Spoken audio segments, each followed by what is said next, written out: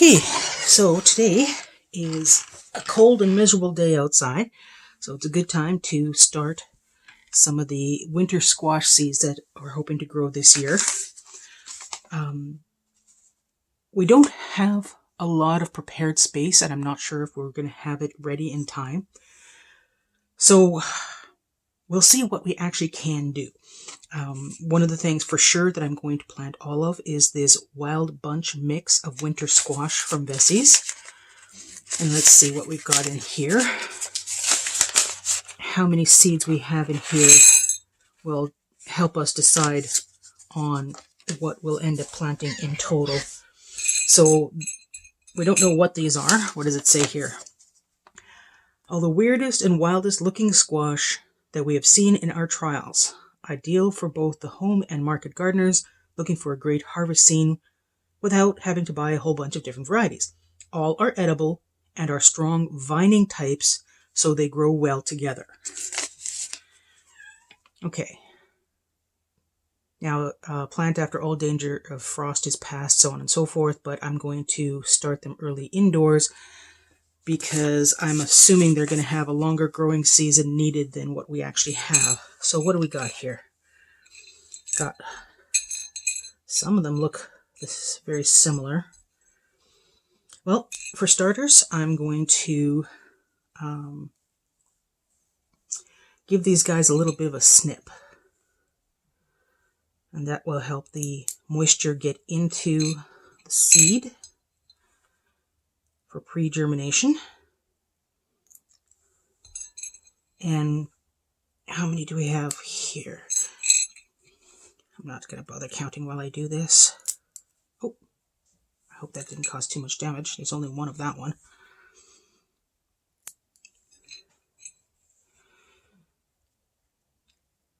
So the seeds I started before using this pre-germination method are actually doing really well right now. Of the ones that sprouted in the trays, so far only one of them has not actually started growing. I'm not quite sure what happened with that one.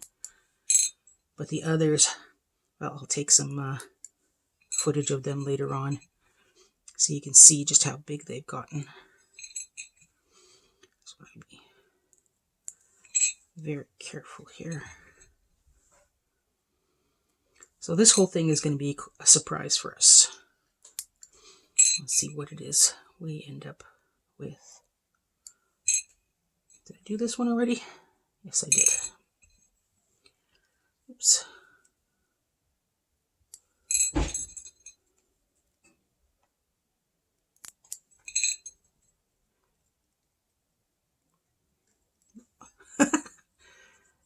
Come on, you.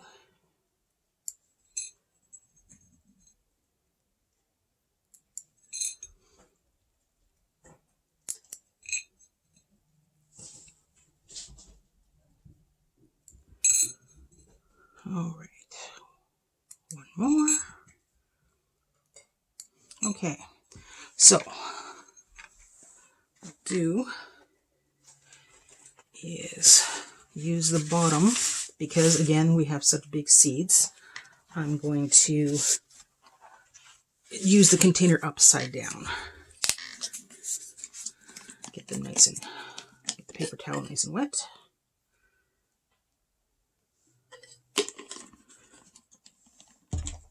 Oh, nope, not enough water.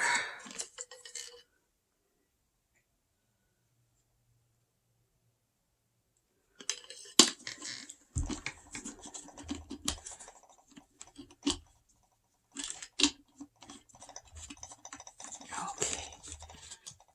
And now we'll just lay these out.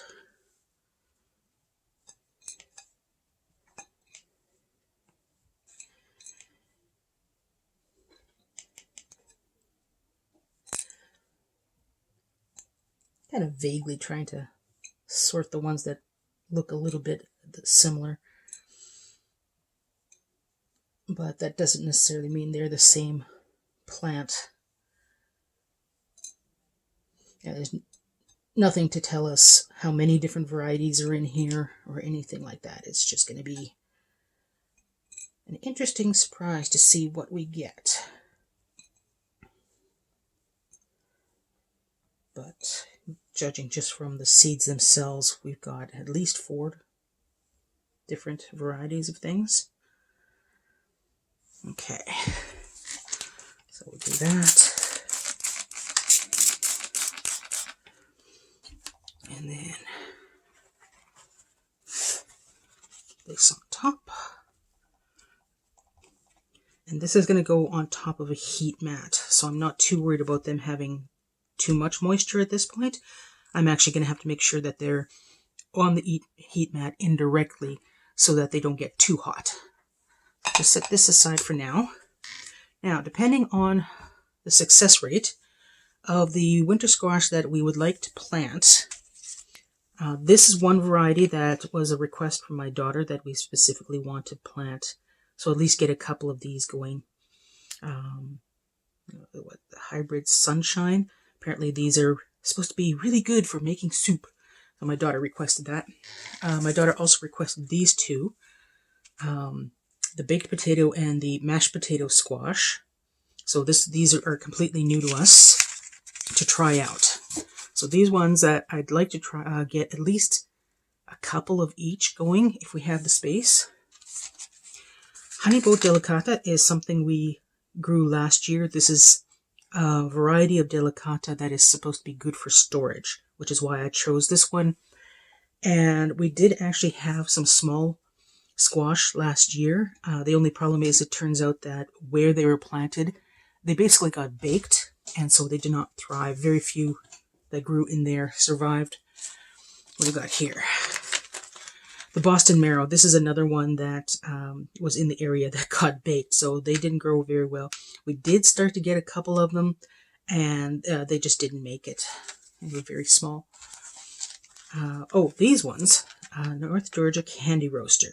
We had quite a few of these, and they were in an area that did get at least some shade during the day, different parts of the day, and they really did well, and we really enjoyed these ones. The pink banana is another one that was in the same area that got some shade during the day. So they didn't get baked, and they actually did really well, and we had quite a few. We enjoyed these ones as well. So as far as things we know we like, that's these two. And red warty thing, this is another one that got baked out. I'd really like to try this. It's supposed to be a very delicious squash. And that noise you're hearing is Ghosty digging. Get out of there! Stop that! Digging into something she's not supposed to dig into. Alright, okay, so these, if we can, I want to plant these this year, even if it's just 1 or 2 per. But if we have the space, depending on how these turn out, these 3 will be the priority for what we want to get going this year. Okay, here we have the seeds set up on top of the heat mat. They're slightly elevated so they don't get too hot. I just want them warm. And I've got the aquarium lights above.